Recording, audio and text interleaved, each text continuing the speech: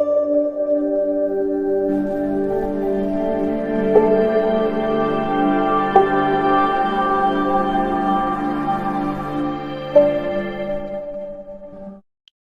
Guys, welcome to my YouTube channel mathematics. आज भी हमारे पास जो बॉम्ब है, बॉम्ब का चैप्टर सेकंड करने वाले हैं, मतलब जो यूनिट इसका सेकंड है उसके बारे में पढ़ेंगे। देखो, अगर भाई सिंपल सी भाषा बोले तो ये जो चैप्टर ना, इसको पहले हम नॉर्मली 11th क्लास में पढ़ चुके हैं।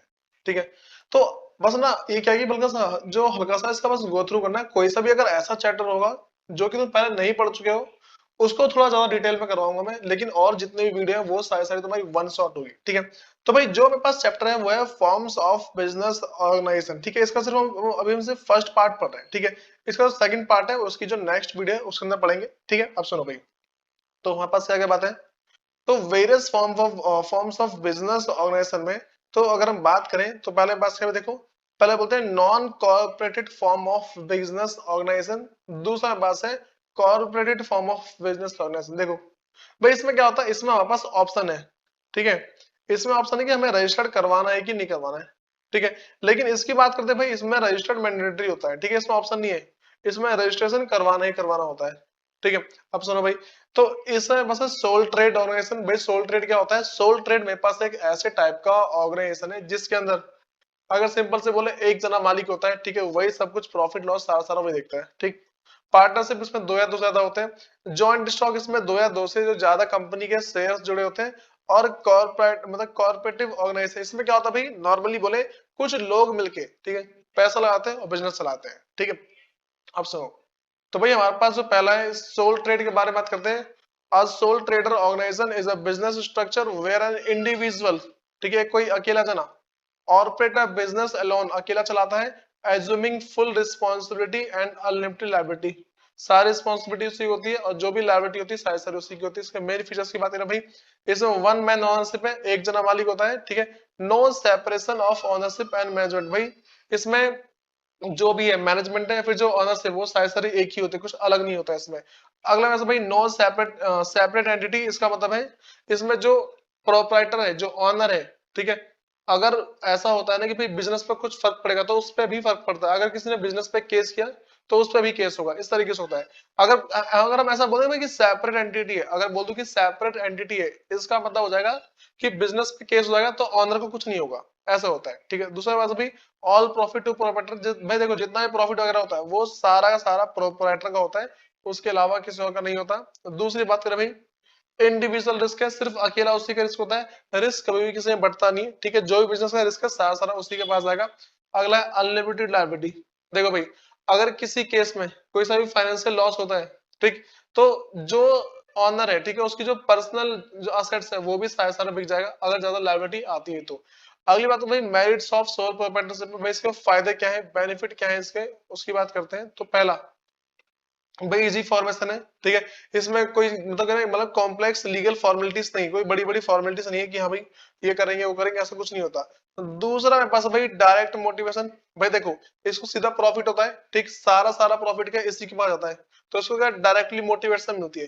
ठीक है, दूसरा फुल कंट्रोल, इसका अपने बिजनेस पे फुल कंट्रोल होता है। ठीक, कोई इसको जो बाहर से मतलब कोई दूसरा जना इस पे कुछ अपना हक नहीं जमा सकता। हाँ, अगर कुछ इलीगल करा तो गवर्नमेंट इस पर हक जमा सकती है, अदरवाइज नहीं। ठीक है, अगला है क्विक डिसीजन मेकिंग। देखो भाई, इसको ऐसा है जो भी डिसीजन लेना है वो तुरंत ही लेता है, इसको किसी की भी कंसल्टेशन की जरूरत नहीं होती। ठीक है, या इसको कोई पार्टनर नहीं होता, इसलिए क्या भाई जो भी डिसीजन है सारा सारा खुद ले लेता है। अगली बात करते हैं, इसको बोलते हैं फ्लेक्सिबिलिटी। फ्लेक्सिबिलिटी का मतलब भाई किसी भी टाइप का बिजनेस चला सकता है। ठीक है, कह रहा it allow easy adaptation of to changing. ठीक है, वो जब जो चेंज करना चाहे चेंज कर सकता है। ठीक है, किसी भी सरकमस्टेंस में। ठीक है, अनलाइक लार्ज ऑर्गेनाइजेशन, जैसे बड़े बड़े ऑर्गेनाइजेशन है उसमें जल्दी चेंज नहीं कर सकते, लेकिन एक छोटा ऑर्गेनाइजेशन है इसमें जब चाहे तब चेंज कर सकते हैं। दूसरी बात भाई सीक्रेसी। ठीक है, the proprietor can maintain a high level of secrecy as they are not obligate to disclose financial detail. देखो भाई, ये जो भी सीक्रेट रखना चाहता है वो सारे के सारे सीक्रेट रख सकता है। ठीक है, इसको किसी को बताने की जरूरत नहीं, मैंने इतना इतना फायदा कमाया, इतना लॉस हुआ, कुछ बताने की जरूरत नहीं है। भाई अगला भाई पर्सनल टच। इसका मतलब भाई इसका ना इंटरेक्शन डायरेक्टली होता है कस्टमर के साथ। ठीक है, और मतलब और जो इसके एम्प्लॉय होते हैं वो सारे सारे इसी के साथ के होते हैं। ठीक, अगला भाई इजी डिसोल्यूशन। ऐसा होता है भाई, इसका दूसरा ऑनर तो होता नहीं है, ये जब चाहे बिजनेस को तब बंद कर सकता है, अपनी मर्जी से जब चाहे तब बंद कर देगा। इसके कुछ कुछ लिमिटेशंस भी है, कुछ कुछ कमियां भी है। पहला पे लिमिटेड रिसोर्सेज, इसके पास ज्यादा रिसोर्सेज नहीं होते, हमेशा रेस्ट्रिक्टेड होता है, ठीक है। Sole trader have a restricted access to capital and resources, ये भाई कहीं से लोन नहीं ले पाता, क्योंकि लोन लेगा इसको अपने कोई ना कोई सा असेट रखना पड़ेगा, बिजनेस लोन नहीं ले पाएगा ये, ठीक है। इसको जो अपना पर्सनल फंड है उसी का यूज करना पड़ता है, या तो इसको बोरो करना पड़ता है अपने फ्रेंड से या फिर फैमिली से, ठीक है। दूसरा भाई इसमें लिमिटेड मैनेजर कैपेबिलिटी, ऐसा होता है भाई इसमें ना कुछ ज्यादा एक्सपर्टीज नहीं होती है, ठीक है, ज्यादा एक्सपर्ट नहीं होता, इस छोटे मोटे काम चलाने होते हैं, दुकानदार होते हैं ना, उसी तरीके से कह रहा with various field requiring expertise a sole proprietor decision में lack balance and comprehensive knowledge, भाई ऐसा होता है इसके पास ना बहुत ही कम नॉलेज होती है, ठीक है। दूसरा not suitable for large scale operation, भाई बहुत ही बड़े बड़े बिजनेस को ऑपरेट करने के लिए जो सोल ट्रेडर है वो नहीं बना है। अगला भाई अनलिमिटेड लायबिलिटी, होता है ऐसा भाई इसमें काफी ज्यादा रिस्क होता है, ठीक है। और जो भी रिस्क है उसमें जो उसके पर्सनल असेट्स है वो सारे के सारे उसी के अंदर बिक जाते हैं, ठीक है। दूसरा भाई लेस स्टेबिलिटी, भाई ये जो बिजनेस ज्यादा स्टेबल नहीं होता, ठीक है। कहता बिजनेस कंटिन्यूटी रिलाइज सोलली, ठीक है। क्या उसके बाद भाई ऑन वन पर्सन, सारा किसी एक पे डिपेंड करता है, ठीक है। इसमें जो भी बताइए ज्यादा स्टेबल नहीं है, अगर भाई इस जने को कुछ हो गया, जो ऑनर है उसको कुछ हो गया तो पूरा बिजनेस ही बंद हो जाएगा। अगला है lack of check and control, ठीक है, भाई जो इसमें कंट्रोल है काफी कम होता है, ठीक है। अगला है limited scope for economic of scale, ठीक है। इकोनॉमिक ऑफ स्केल का मतलब क्या है, ज्यादा बड़ा बिजनेस नहीं कर सकता है, ठीक है। जितना उसके पास पैसा है सिर्फ उतना ही बिजनेस चला पाएगा, उसके आगे नहीं चला पाता, ठीक है। मतलब उसको ना लार्ज स्केल पे लेके जा नहीं पाएगा कभी भी, ठीक है। उसके बाद भाई अच्छा इसका फायदा क्या है, देखो मतलब घाटा क्या है इसका, अगर लार्ज स्केल पे लेके नहीं जाएगा, अगर लार्ज स्केल पे लेके नहीं किया तो उसको ना कॉस्ट एडवांटेज नहीं मिलता, ठीक है। जो कॉस्ट एडवांटेज है नहीं मिलेगा, कॉस्ट एडवांटेज का मतलब क्या है, मैं तुमसे बोल दूं भाई, मान लो कि एक कोई सा भी एक पीस है, ठीक है, किसी एक प्रोडक्ट, ठीक है, एक प्रोडक्ट का सिर्फ एक यूनिट बनाने में काफी ज्यादा कॉस्ट आती है, ठीक है। लेकिन अगर इसी की मैं 10 लाख यूनिट बनाऊं तो काफी कम कॉस्ट आएगी पर यूनिट पे, लेकिन भाई ये क्या ज्यादा प्रोडक्शन कर नहीं सकता, ठीक है, इसीलिए क्या इसको कॉस्ट एडवांटेज नहीं मिलता। भाई अगली बात करते हैं जो वैसे पार्टनरशिप ऑर्गेनाइजेशन, इसके बारे में तुमने पहले पढ़ा होगा फिर भी देख लो। पार्टनरशिप ऑर्गेनाइजेशन क्या होती है भाई, एक ऐसा टाइप का बिजनेस में जिसमें दो या दो से ज्यादा जने मिलके बिजनेस चला रहे होते हैं, ठीक है। तो partnership organisation arise due to the limitation of sole proprietorship, भाई अराइज क्यों हुआ, जो सोल प्रोप्राइटरशिप है उसके लिमिटेशंस की वजह से, ठीक है। भाई इसकी डेफिनेशन की बात करें, अब partnership organisation is a business arrange where two or more individual, दो या दो से ज्यादा इंडिविजुअल से profit and responsibility for collectivity operated venture, ठीक है। भाई जो उन्होंने बिजनेस रखा है उसका सारा सारा प्रॉफिट आपस में बांटते हो, दो या ज्यादा, देखो या तो दो जने होंगे या दो से ज्यादा जने होंगे। भाई जो नेक्स्ट मेरे पास है वो है इसके मेन फीचर्स है, ठीक है। भाई फीचर्स में क्या भाई, पहले इसको बोलते हैं प्लुरलिटी ऑफ पर्सन है, इसमें मतलब हमेशा दो या दो से ज्यादा पर्सन होंगे, कभी एक पर्सन इसको नहीं चला सकता, और जैसे ही एक जना चलाएगा, ठीक है, तो दिक्कत आएगी। देखो अब partnership requires a minimum of 2 and can have maximum of 10 member for banking और 20 फॉर अदर बिजनेस, ठीक है। भाई बैंकिंग वगैरह बिजनेस के लिए 10 चलेंगे, दूसरे की बात करें, ठीक है, उसमें क्या 20 चल सकते हैं। अगली बात करते हैं भाई कॉन्ट्रेक्चुअल पार्टनरशिप होती है, पार्टनरशिप फॉर्म थ्रू एग्रीमेंट, जब भी पार्टनरशिप बनती है एग्रीमेंट के थ्रू बनती है, which can be oral return, या तो एग्रीमेंट बोल के बना है, ठीक है, या फिर रिटर्न बना हुआ, ठीक है। और इम्प्लाइड, इम्प्लाइड का मतलब है दोनों की दोस्ती थी, ठीक है, बन गई, ठीक है, और चला रहे बिजनेस चलाए जा रहे हैं।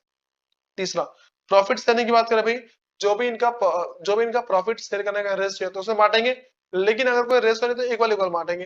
देखो partners must agree to save business profit and losses, ठीक है, फंडामेंटल एस्पेक्ट ऑफ पार्टनरशिप, तो भाई देखो तो किसी न किसी रेशियो में होता है, ठीक है, मतलब फंडामेंटल एस्पेक्ट ऑफ पार्टनरशिप, इसका मतलब भाई पार्टनरशिप में जो जो बातें बता रखी है उसके हिसाब से। फोर्थ क्या भाई एग्जिस्टेंस ऑफ बिजनेस है, जो बिजनेस है उसका एग्जिस्टेंस होना जरूरी है, ठीक है। देखो और वो लॉफुल बिजनेस होना चाहिए, कह रहा partnership exist for lawful business purpose, ठीक है। चैरिटेबिलिटी और other non business activity don't qualify, देखो जो भी पार्टनरशिप चल रहा है, ठीक है, उसमें क्या भी उनका एक कोई ना कोई सा लॉफुल बिजनेस होना चाहिए, कोई सा चैरिटेबल हुआ तो पार्टनरशिप नहीं मानेंगे, ठीक है। अगर कोई सा भाई नॉन, ठीक है, तो भी इसको नहीं, मतलब कि बिजनेस होना चाहिए, अगर बिजनेस नहीं हुआ तो दिक्कत आती है, ठीक है। हाँ भाई अगली बात करते हैं, हाँ भाई पांचवा कह रहे प्रिंसिपल एजेंट रिलेशनशिप है, इसमें क्या होता है हर एक पार्टनर है, ठीक है, वो एक दूसरे का प्रिंसिपल या फिर एजेंट होता है। देखो क्या पार्टनर में represent the firm making them agent for business, ठीक है। एंड पार्टनर, देखो भाई होता ऐसा है, हर एक पार्टनर जो है वो हर दूसरे का एजेंट होता है, ठीक है। ये इसका पार्टनर है, ठीक है, तो ये इसका एजेंट है, ये और ये इसका एजेंट है तो ये इसका पार्टनर है। इस तरीके से होता है, मतलब कि मतलब 4 पार्टनर है, चारों के चारों एक दूसरे के एजेंट है और चारों चारों दूसरे के पार्टनर भी है, ठीक है। इस तरीके से होता है भाई। अगली बात करें इसकी अनलिमिटेड लायबिलिटी होती है, जो भी पार्टनर भाई सबकी अनलिमिटेड लायबिलिटी है, ठीक है। उसके बाद क्या, risking person to cover the firm obligation. Business मान लो लॉस में चला गया तो उनको जो अपना पर्सनल असेट्स है वो भी बेचना पड़ जाएगा। नेक्स्ट मेरे पास है गुड ऑनेस्टी, भाई जो बिजनेस चलता है वो अच्छे विश्वास और ऑनेस्टी के वजह चलता है, ठीक है, अदरवाइज चलेगा नहीं। अगला है रिस्ट्रिक्शन और शेयर ट्रांसफर, कोई भी अपना मालिकाना हक को किसी दूसरे को ट्रांसफर नहीं कर सकता। वो कोई कोई जो आउटसाइडर है उसको ट्रांसफर नहीं कर सकता, अपने बेटे को कर देगा, ऐसा चलता है। और बेटे को भी अगर करेगा, जैसे मान लो कि ठीक है, ये किसी आउटसाइडर को, ठीक है, ये किसी आउटसाइडर को अपना शेयर ट्रांसफर नहीं कर सकता। लेकिन अगर भाई इसका सन है, ठीक है, कोई बेटा है या फिर मतलब कि जो वाइफ है, ठीक है, उसको तो ठीक है भाई, उसको ठीक है, अदरवाइज किसी और को नहीं कर सकते, ठीक है। अगली चीज सुनो भाई, क्लासिफिकेशन ऑफ पार्टनर। पार्टनर की बात करते हैं, पार्टनर कितने तरीके से होते हैं भाई। तो पहले पास है based on exchange of participation, ठीक है। अगर मतलब काम करने की बात करें, active partner, sleeping partner. Active partner भाई वो जो वर्किंग है, ठीक है, और स्लीपिंग पार्टनर जो नॉट वर्किंग है, काम नहीं कर बस इन्होंने पैसा लगा दिया। बेस्ड ऑन शेयरिंग प्रॉफिट, पहला है नॉमिनल पार्टनर, दूसरा partner in profit. Nominal partner है वो भाई जो काम करेगा, ठीक है, और पार्टनर इन प्रॉफिट का मतलब जो सिर्फ प्रॉफिट के लिए आएगा, कुछ और मतलब नहीं है उसको। बेस्ड ऑन लायबिलिटी, भाई ऐसे पार्टनर जिनकी मेरे पास क्या, देखो लिमिटेड, जो लिमिटेड पार्टनर है, दूसरा जनरल पार्टनर। लिमिटेड पार्टनर वो है जिनकी लायबिलिटी लिमिटेड होती है, ठीक है, इनको प्रॉफिट भी कम मिलता है। और जो जनरल पार्टनर है जिनकी लायबिलिटी अनलिमिटेड होती है। Based on nature of behaviour, पहले होता है पार्टनर बाय स्टॉपल, ठीक है, पार्टनर्स बाय होल्डिंग आउट, ठीक। तो भाई ये थोड़ा सा इंपॉर्टेंट है, ठीक है, ये थोड़ा इंपॉर्टेंट, इसके बारे में तो बताऊंगा नीचे। अब सुनो भाई, तो पहली बात करें partners on the exchange of participation, पहले पार्टिसिपेशन के बारे में बात करते हैं, ठीक है। तो देखो भाई, active partner actively managing the business, जिसको वर्किंग पार्टनर बोलते हैं। स्लीपिंग पार्टनर भाई invested capital but does not participation in day to day operation, ठीक है, इसको बोलते हैं डोरमेंट पार्टनर, इसको डोरमेंट पार्टनर भी बोल सकते हैं, ठीक है, स्लीपिंग पार्टनर को। बेस्ड ऑन शेयरिंग प्रॉफिट भाई नॉमिनल पार्टनर, तो लैंड्स नेम टू पार्टनरशिप, ठीक है, इन्वेस्ट कैपिटल, देखो नाम देगा, इन्वेस्ट, देखो थोड़ी बात तो पैसा लगाता भी, ठीक है, वैसे तो डज नॉट इन्वेस्ट कैपिटल, पैसा लगाएगा। और पार्टेक इन, अभी, और take part,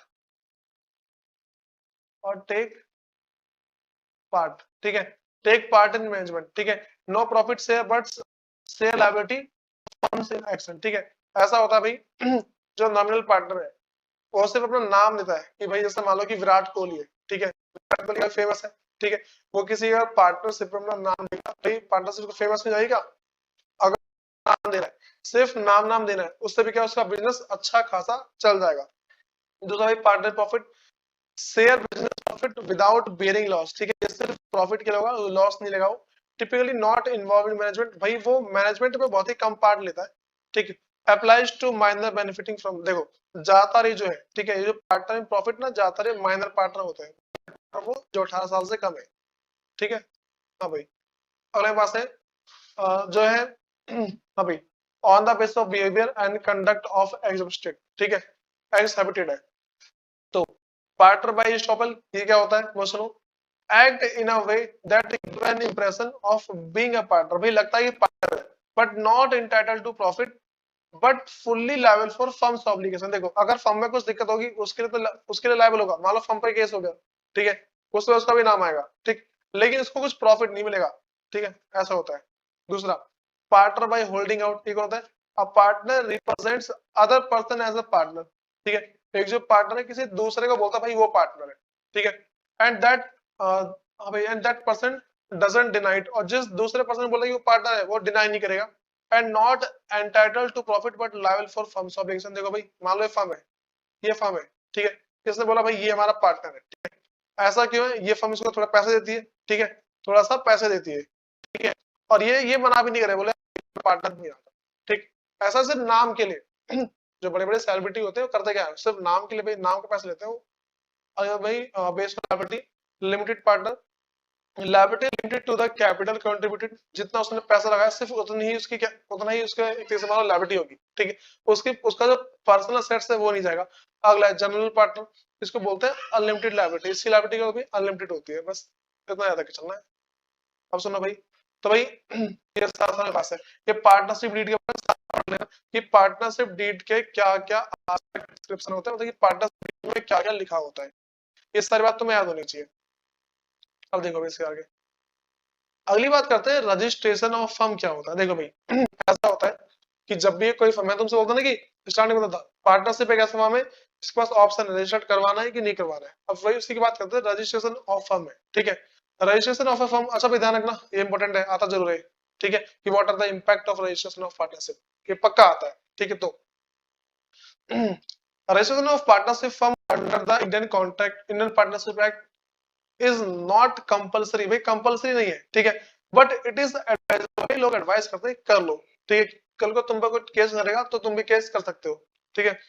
to register a partnership an application containing all necessary detail about the firm, firm के पास जितनी डिटेल है वो सारी, ठीक है, along with the registration fees, एक रजिस्ट्रेशन फीस के साथ must be submitted with the registrar of firm. देखो भाई तुम्हारा जो बिजनेस है, ठीक है, जिस एरिया में है, ठीक है, हर एक एरिया का भाई एक रजिस्ट्रार होता है, ठीक है, हर एक एरिया का रजिस्ट्रार होता है, तुम्हें वहां जाके फर्म को मतलब फॉर्म को सबमिट करना होता है कि भाई ये हमारी फर्म है, हम इसको रजिस्टर्ड करवाना चाहते हैं, ठीक है। दूसरा मेरे पास भाई इफेक्ट ऑफ रजिस्ट्रेशन, ऐसा क्या क्या फायदे क्या होते हैं भाई इसके, ठीक है।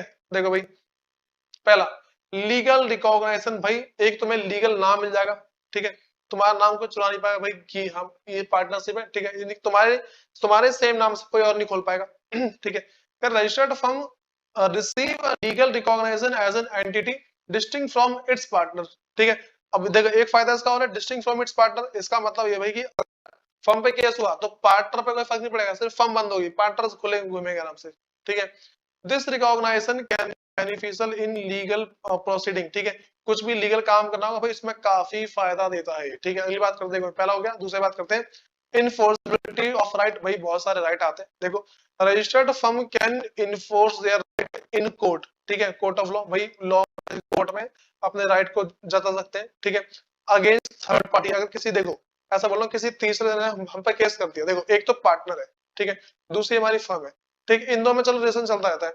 कोई थर्ड पर्सन आया उसने केस कर दिया, ठीक है, तो फर्म पे किया या फिर पार्टनरशिप पे किया, मतलब ऐसा बोलो देखो जो पार्टनर है, ठीक है, या तो पार्टनर भी किया, चलो मैं कह रहा हूँ कि किसी थर्ड बंदे ने फर्म पे कर दिया, हमारी फर्म तो रजिस्टर्ड, अगर फर्म रजिस्टर्ड है हम जाएंगे कोर्ट के पास, बोले भाई इसने बिना बात के केस किया है, तुम इसको देखो, तो कोर्ट अपने आप देखता है।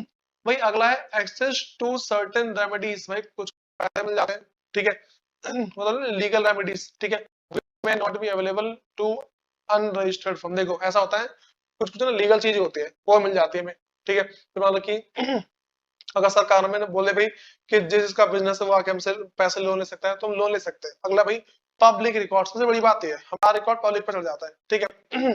Detail of registered firm are maintain as a public record, ठीक है, can be enhanced transparency and credibility. ऐसा होता है भाई कोई सा बिजनेस है, ठीक, अगर हमने पार्टनरशिप को रजिस्टर्ड करवा रखा है तो जो हमारी डिटेल है वो सारे पब्लिक हो जाते हैं, ठीक। कोई भी इंसान ज्यादा भाई अच्छा ये पार्टनर है तो हम ऐसा है कि ना हमको धोखेधड़ा मतलब कि धोखेबाजी से हमको नहीं देखा जाता, हम बोलते हैं हाँ भाई इनका बिजनेस अच्छा खासा है, ठीक है, ये चीटिंग नहीं करते किसी के साथ भी। तो अगली बात करते हैं भाई कि हमारे पास जो है However, non-registration has its limitation, भाई जो नॉन रजिस्ट्रेशन है उसके बहुत सारी दिक्कत है। कैन नॉट sue, अगर किसी ने हमारे पर केस कर दिया हम उसके ऊपर केस नहीं कर सकते, ठीक है, यानी कि N unregistered firm can not file law suit court of law against third party, हम किसी के ऊपर केस कर नहीं सकते, लेकिन अगला can not claim set of, ऐसा होता है N unregistered firm can not set of मतलब कि एडजस्ट डेब्ट एज अ लीगल डिस्प्यूट। ऐसा होता है कि मान लो भाई हम बिजनेस चला रहे हैं, अगर हमने रजिस्टर्ड करवा रखा है, ठीक है, हम बोलेंगे कोर्ट से भाई हमारे पास पैसा नहीं है, ठीक है, और हम पैसा कमा भी नहीं रहे, तो हमको तुम दिवालिया घोषित कर दो, ठीक है, तो वो बोलेंगे हाँ भाई हम तो कर देते कोई दिक्कत नहीं है, ठीक है, तो एक तरह से बोले तुम ना हमको क्या इंस्टॉलमेंट घोषित कर दो, ठीक है, तो वो बोले हाँ भाई ठीक है कर देंगे। लेकिन अगर तुम अनरजिस्टर्ड हो तो वो तो भाई कोर्ट कुछ नहीं कर पाएगा इसमें, जैसे तुमने पैसे लिए वो तुम पे केस करे तुमसे पैसा निकलवा के रहेगा, ऐसा होता है।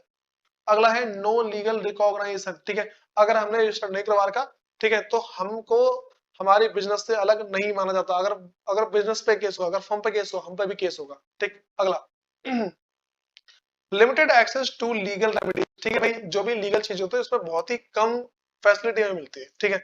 अगला एडवांटेजेस ऑफ पार्टनरशिप क्या है भाई, देखो ये बहुत ही आसान है, ठीक है। पहला फॉर्मेशन बहुत ही आसानी से बन जाता है, कुछ बहुत बड़ी दिक्कत नहीं है, ठीक है।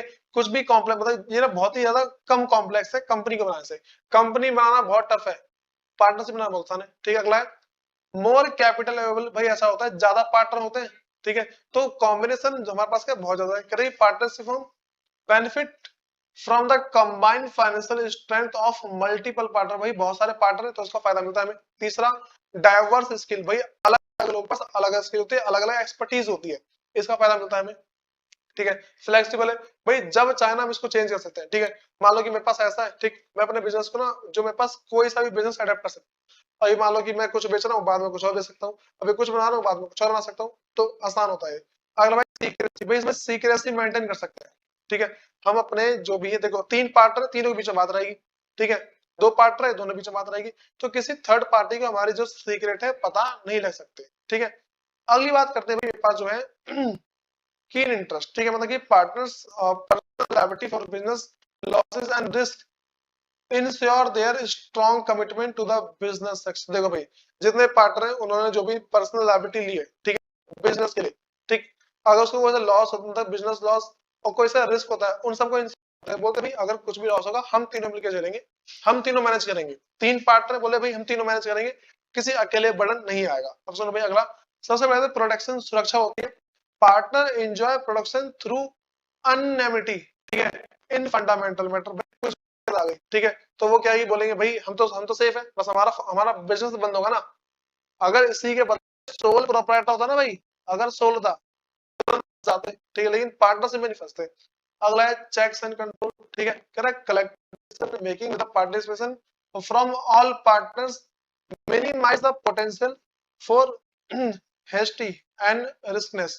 देखो भाई ऐसा होता है ना, कोई सा भी अगर हमें लगता है कि भाई यहाँ पे रिस्क है, ठीक है, हम उसको आराम से कंट्रोल कर। अगला भाई रिस्क डिफ्यूजन, कोई बहुत बड़ा बिजनेस रिस्क है, ठीक है, हम उसको आसानी से रिड्यूस कर सकते हैं। कह रहा पार्टनर शेयर, हाँ भाई partner share business losses reducing the individual impact compared to the sole proprietorship. देखो भाई अगर मान लो सोल प्रोप्राइटरशिप है, सिर्फ जो एक जना है उसी उसको सारा सारा बियर करना पड़ेगा, लेकिन पार्टनरशिप है भाई उसमें एक लॉस हुआ तीन जने, ठीक है, तीन जनों के पास बटेगा, तो ज्यादा फर्क नहीं पड़ता, लेकिन क्या सोल प्रोप्राइटरशिप में काफी फर्क पड़ जाता है। भाई अगली बात करते हैं, पास है लिमिटेशन ऑफ पार्टनरशिप। सबसे पहली बात भाई लिमिटेड कैपिटल है, ठीक है, भाई ये सब बहुत बड़े नहीं होते, ठीक है, सबके पास थोड़ा थोड़ा पैसा है, वही पैसा ला सकते हैं, ठीक है। अगली बात भाई अनलिमिटेड लायबिलिटी, मतलब कि अगर इनके ऊपर कोई ज्यादा कर्जा चढ़ गया कर्जा चढ़ने के बाद क्या होता है भाई, ये सारे के सारे इनके जो पर्सनल असेट्स है वो भी बिक सकती है। अगला है लैक ऑफ पब्लिक कॉन्फिडेंस, भाई पब्लिक में ज्यादा कॉन्फिडेंस से नहीं बोल सकते, ठीक है। तो कह रहे हैं कि लिमिटेड ट्रांसपेरेंसी, भाई लोगों को पता नहीं क्या काम कर रहे हैं, लोगों को पता होना चाहिए काम में कर रहे हैं, इन्हें पता, इनके लोगों इनके बारे में पता नहीं होता, ठीक है, इसमें पब्लिक ट्रस्ट इन पर नहीं होता है, ठीक है। अगला नॉन ट्रांसफरेबिलिटी ऑफ इंटरेस्ट, ठीक है, partner can not transfer their interest in firm without consent of other partner. देखो भाई मान लो कि ये ए बी सी ये तीन पार्टनर है, ठीक है, अब इन अगर मान लो डी, भाई डी इनके साथ जुड़ना चाहता है तो तीनों पहले हाँ बोलेंगे, उसके बाद जाके बोलेंगे हाँ भाई ठीक है जुड़ जा, ठीक है। अगला मेरे पास है अनसर्टेनिटी है, द डेथ, ठीक है, lunacy or insolvency of partner can lead to from dissolution. भाई देखो अगर कोई पार्टनर तो बिजनेस को बंद भी करना पड़ सकता है, ठीक है, मतलब कि फर्म को चेंज करना पड़ जाएगा, ठीक। अगला पास भाई कॉन्फ्लिक्ट अमंग पार्टनर, भाई ऐसा होता है जो पार्टनर इनके बीच में काफी कॉन्फ्लिक्ट होते हैं कि इसको कम प्रॉफिट मिल रहा है, ज्यादा मिल रहा है, ठीक है, मैं डिसीजन लूंगा वो डिसीजन लेगा, इस तरीके से। अगला है रिस्क कंप्लाइड अथॉरिटी, भाई देखो partner act as agent for the firm, so one partner action can legally bind the entire firm. अगर किसी एक जने ने कोई गलती कर तो बाकी के जो बी और सी है इन दोनों के पास दिक्कत आएगी भाई, ठीक है, ये ध्यान रखना चलना। ये सारा हमारा खत्म। तुम्हें करना क्या है, वीडियो को दो बार देखना है, ठीक है, रोक के उसको पढ़ना भी एक बार, तभी आएगा वरना नहीं आएगा। तुम ऐसे भी देखो भाई नॉर्मली देख लेना क्या क्या टॉपिक तुम पढ़ रहे हो। अब सुनो अगली बात करते हैं joint Hindu family. Joint family क्या भाई, ये है तुम्हारे पापा, ठीक है, ये तुम्हारी मम्मी है, ठीक है, और ये तुम्हारा बड़ा भाई, ठीक है, और ये छोटे से हो तो, ठीक है, ये 4 जने, तुम चारों के चारों मिलकर छोटा सा बिजनेस चला रहे हो, ठीक है, इसे बोलते हैं जो तुम्हारे पापा है ये है करता, ठीक है, फैमिली के हेड का तुम्हारे करता है। अगर वहां तुम्हारे पापा नहीं तुम्हारे दादा है, ठीक है, तो मैं ऐसा बोला, देखो भाई सबसे पहले दादाजी, ठीक है, दादा के 2 बेटे, बेटा ए बेटा बी, ठीक है, इनकी वाइफ, ठीक है, इनकी वाइफ, ठीक है, ये वाइफ 1 वाइफ 2, अब भाई इनके 2 बच्चे, ठीक है, इसका नाम है पी, एक का नाम है क्यू, ठीक है, इसका नाम है आर, एस, ऐसे बच्चे इनके। तो दादाजी घर के करता है, ठीक है, दादाजी घर के करता है मतलब मेन हेड है, और बाकी सब इनके जो अंदर काम करने वाले हैं, ठीक है। आप सुनो भाई, joint Hindu family is a unique business in India where business operation are gone by Hindu family principle, ठीक है भाई, हिंदू फैमिली प्रिंसिपल एक लॉ बना हुआ है वो है। तो जॉइंट हिंदू फैमिली फॉर्म होती है, ठीक है, पहले भाई एक यूनिक यूनिक फॉर्म है, ठीक है, यूनिक भाई ये ना यूनिफॉर्म मतलब एक ना अलग ही रूप है फॉर्म का। Joint Hindu family is a distinctive business organisation exclusive to India gone by Hindu law, ठीक है भाई, इंडिया के अंदर काफी चलता है, ठीक है। अगला है हिंदू लॉ स्कूल है, तो भाई इसमें होता है it operate under 2 Hindu law school, ठीक है भाई, पहले को बोलते हैं मिस्टकारा, ठीक है, अगर बोलते हैं दयाभाग, दयाभागा, ठीक है, मित खसरा बोलते हैं भाई इसको, ठीक है, मित खसरा, ठीक है, मिताक्षरा, हम्म, हाँ भाई मिताक्षरा है, ठीक है, मिताक्षरा एंड दयाभागा 2 चीज बोलते हैं इसको।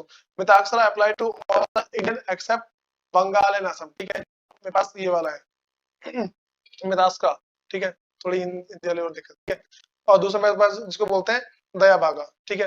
तो देखो जो ऐसे कहेगी, जो मिताक्षरा है वो बंगाल में और असम इन दो जो लगता है, ठीक है, involving inheritance from 3 successive male generation, ठीक है, ऐसा होता है कि ये पहली जनरेशन दादाजी, ठीक है, ये तुम्हारे पापा हो गए, ठीक है, अगला तुम हो गए, ये बेटा तुम्हारा जो है, ठीक है, ताकि जो भी है बेटा तुम्हारा ऐसा, ठीक है, ये बेटा हो गया।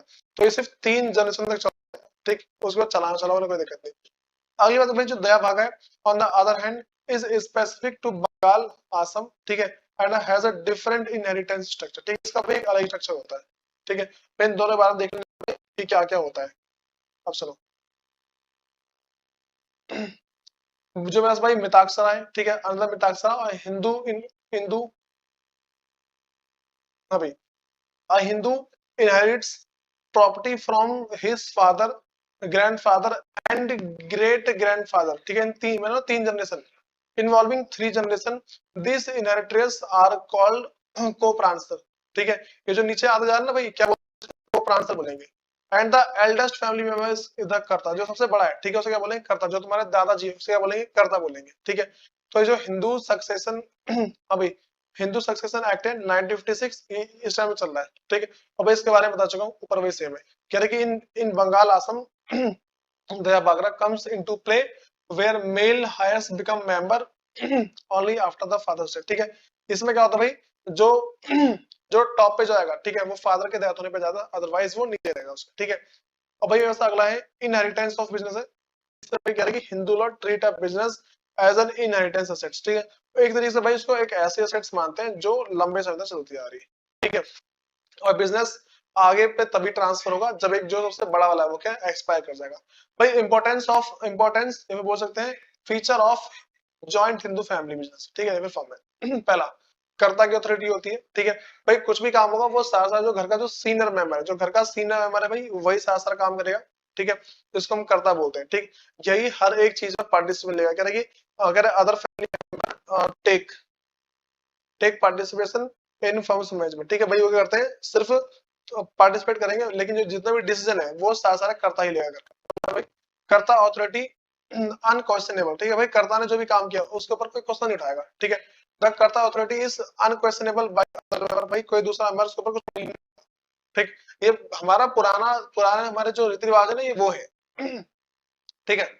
अगला भाई कर्ता जो बोरिंग पावर कर्ता के पास होगी, karta possess and authority to borrow fund for business, ठीक है, जो करता है उसके पास एक पावर होती है कि अपने बिजनेस के लोन ले सकता है, वाइल करता हैज अ अनलिमिटेड लायबिलिटी, और जो करता है सिर्फ इसी की अनलिमिटेड लायबिलिटी होगी और किसी की नहीं होगी। Other coparcener are only liable up to the share of the business, ठीक है, और जो दूसरे को-प्रांसर है उनके नीचे नीचे है, देखो एक तो करता हो गया ना भाई, कर्ता के नीचे जितने भी है, ठीक है, कर्ता के नीचे जितने भी है वो सारे क्या है, उन्होंने जितना पैसा लगाया है, ठीक है, फिर जो उनका जो शेयर्स है, ठीक है, के लिए लायबल होंगे, उससे आगे लायबल नहीं होंगे वो। भाई अगली बात करते हैं मिस एप्रोप्रिएशन रिस्पॉन्सिबिलिटी है। In case of misappropriation of business fund by karta, they must compensate other coparcener according to their respective share. अगर भाई जो करता है पैसे को किसी गलत तरीके से यूज करता है तो उसको बाद में उसे देना पड़ेगा, ठीक है। भाई अगली बात करते हैं कंटिन्यूटी डिस्पाइट दैट। अगर आपको भाई एकदम से मर जाए, the death of family member does not lead the dissolution of business और द फैमिली। अगर कोई जना मर जाता है तो उसका बिजनेस बंद नहीं होगा, ठीक है, बिजनेस सेम चलता रहेगा। अगला है भाई option for dissolution through mutual agreement. भाई अगर म्यूचुअल एग्रीमेंट कर लेते हैं the joint Hindu family firm can be dissolve, ठीक है, इसको डिसॉल्व कर सकते हैं जब सबके बीच में म्यूचुअल एग्रीमेंट हो। देखो एक तो करता, ठीक है, और जो उसके नीचे जितने भी लोग हैं ये सारे बोल दे भाई कि हमें क्या है डिसॉल्व हो सकता है। भाई देखो ये तुम्हारा सिंपल सा है। इसके बाद ना जो इसका जो सेकंड यूनिट है इसकी नेक्स्ट वीडियो में देखते हैं, फिर मिलेंगे इसकी नेक्स्ट वीडियो में। धन्यवाद।